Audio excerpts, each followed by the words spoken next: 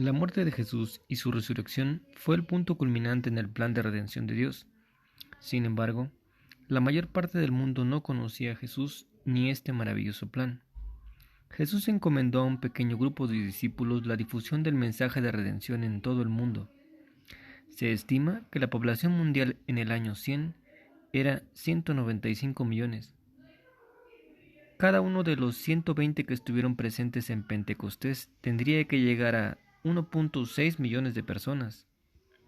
Ciertamente tendría que confiar en el Espíritu Santo.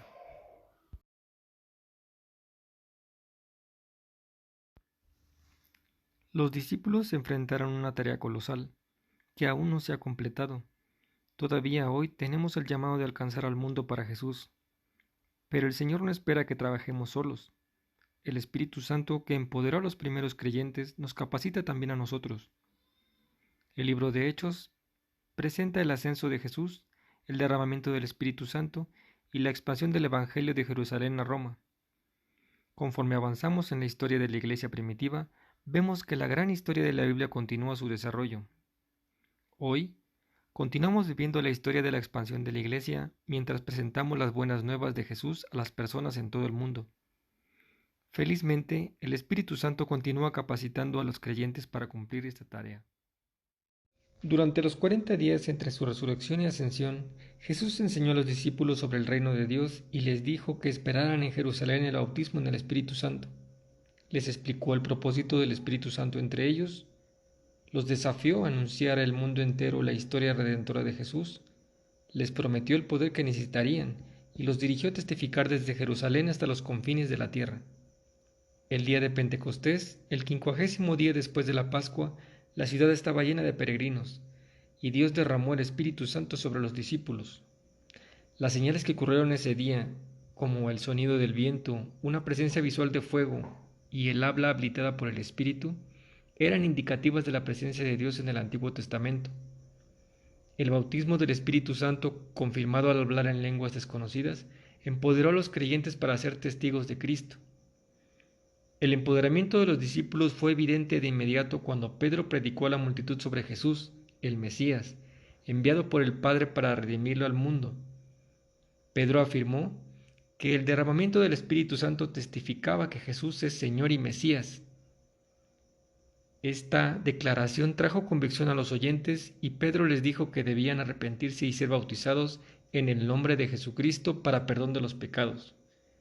El bautismo sería la señal visual de su arrepentimiento. Ellos también recibirían el don del Espíritu Santo. El don era para todos los que creían en el Señor Jesucristo. La predicación de Pedro, empoderada por el Espíritu, resultó en la conversión de aproximadamente 3,000 personas. Más tarde, Pedro y Juan asistieron al templo a la hora de la oración y se encontraron a un hombre cojo, a quien sanaron en el nombre de Jesús. Pronto el número de varones que creyeron el mensaje aumentó a unos 5,000. Los líderes religiosos judíos llevaron a los apóstoles a un lado, intentando definir bajo cuál se producía la sanidad. Pedro, lleno del Espíritu Santo, respondió valerosamente.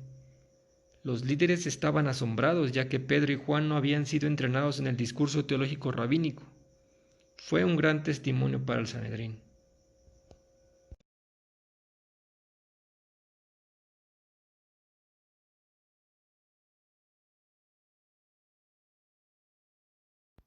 La iglesia primitiva fue perseguida desde el principio.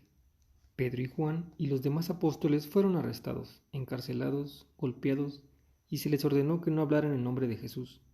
Sin embargo, las persecuciones sirvieron para acelerar el crecimiento de la iglesia. El brote de persecución, incluido el martirio de Esteban, impulsó a la iglesia de Jerusalén a Samaria. Esteban fue llevado ante los líderes religiosos por acusaciones falsas. En respuesta, Esteban refirió la historia de Israel y acusó a los presentes de haber crucificado a Cristo. El relato de la muerte de Esteban nos lleva a Saulo, o Pablo, y lo presenta como un perseguidor de la iglesia. Los creyentes huyeron y predicaron la palabra donde quiera que llegaban. Entonces el foco se centra en Felipe, cuyo ministerio en Samaria fue confirmado con señales y maravillas. El Evangelio fue predicado exitosamente mientras la iglesia se dispersó por la persecución. Después de Samaria, el Evangelio llegó a los gentiles, personas que los judíos consideraban impuras. Solo entrar en la casa de un gentil era mal visto.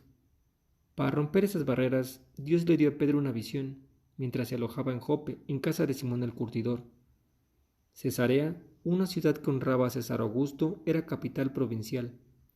Un regimiento de soldados romanos comandado por el centurión Cornelio se guarnecía ahí. Los centuriones eran oficiales del ejército romano que por su habilidad habían subido de rango. Cornelio era también un hombre piadoso. Dios le dio la visión de un ángel que le indicó que enviara a buscar a Pedro a Jope, lo que hizo de inmediato.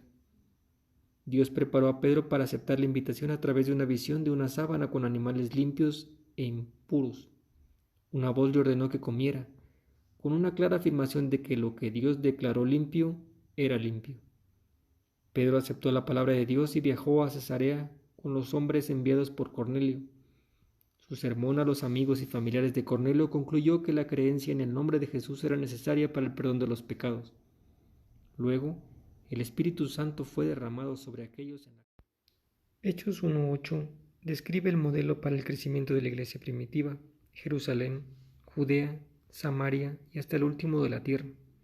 Judíos, samaritanos y gentiles fueron evangelizados por seguidores de Cristo empoderados por el Espíritu. La misión a lo último de la tierra comenzó cuando Pablo y Bernabé emprendieron un viaje misionero. El Espíritu los guió y los empoderó para hacer señales y maravillas. Pablo luego emprendió un segundo viaje misionero, esta vez con Silas. El Espíritu fue quien definió el itinerario del viaje. La difusión del Evangelio, empoderada por el Espíritu, continuó en el ministerio de Pablo en Corinto, un importante centro metropolitano y comercial del mundo antiguo.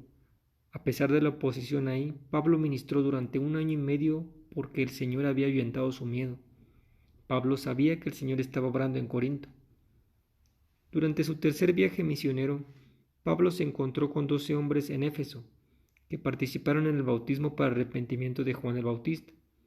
Pablo les enseñó que el siguiente paso en su vida con Dios era el bautismo en el Espíritu Santo, que recibieron cuando les impuso las manos. El apóstol anunció el Evangelio en Éfeso, Macedonia, Grecia, Troas y de regreso a Jerusalén. Después de su arresto en Jerusalén, Pablo llevó el Evangelio a Roma. Hechos termina con Pablo prisionero en una casa arrendada y enseñando acerca de Jesús. Aunque el Evangelio fue de Jerusalén a la capital del mundo, la historia no había terminado. La oposición y la persecución pueden conducir al crecimiento, pero ese éxito solo llega a través del Espíritu Santo. Dios todavía nos llama a llevar el Evangelio a los confines de la tierra. Pida a Dios que le muestre cómo puede ayudar a guiar a otros a su reino. Esté alerta para buscar momentos en que Dios proporciona la oportunidad de ministrar a alguien. Pregunte al pastor qué puede hacer para contribuir al crecimiento de su iglesia.